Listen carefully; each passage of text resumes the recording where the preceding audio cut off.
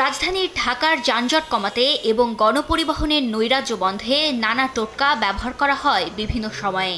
নতুন নতুন পদ্ধতি প্রকল্প হাতে নেওয়া হয়, কিন্তু কাজের কাজ কিছুই হয়নি। এবং এটা বাস্তবায়নের জন্য এবার গণপরিবহনের শৃঙ্খলা আনতে ই-টিকেটিং ও কাউন্টার পদ্ধতিতে গাড়ি চলাচলের সিদ্ধান্ত নিয়েছে ঢাকা সড়ক পরিবহন মালিক সমিতি। স্ব রুটের পরিবহন কোম্পানির সঙ্গে আরবান টেক লিমিটেড চুক্তিবদ্ধ হয়ে এ কার্যক্রম বাস্তবায়ন করবে।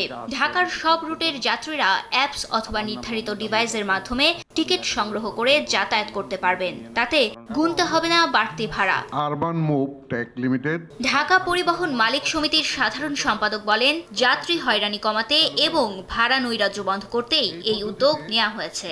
ফ্যাসিস্ট সরকার যাত্রী দেশের জনগণের কল্যাণে কোনো কাজ না করে এই সেক্টরকে দলীয় অঙ্গ সংগঠনের মতো ব্যবহার করে বিশৃঙ্খল ও অসহনীয় করে তুলেছিল।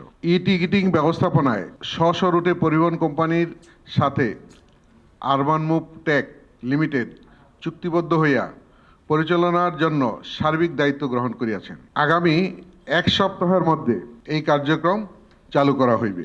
আইন শৃঙ্খলা বাহিনীর পক্ষ থেকেও এই উদ্যোগে সহযোগিতার আশ্বাস দেওয়া হয়।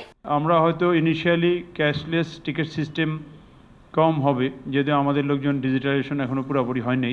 ভবিষ্যতে এটা পুরোপুরি ডিজিটালাইজেশন থাকবে। এখানে যদি কোনো কিছু ব্যত্যয় হয়, সেই ব্যত্যয় যাতে না হয় আমরা ডিএমপি ট্রাফিক সহ অন্যান্য সংস্থা সহযোগিতার হাত বাড়িয়ে দিব। এর আগে 2025-এর ফেব্রুয়ারিতে কাউন্টার ভিত্তিক বাস পরিষেবা চালু করলেও কয়েক মাসের ব্যবধানেই সেই প্রকল্প মুখ থুবড়ে পড়ে। ই-টিকেটিং ও কাউন্টার পদ্ধতি কতদিন টেকসই হয় সেটি হয়তো সময় বলে দিবে। ফারিয়া ফারুকী, সময় সংবাদ, ঢাকা।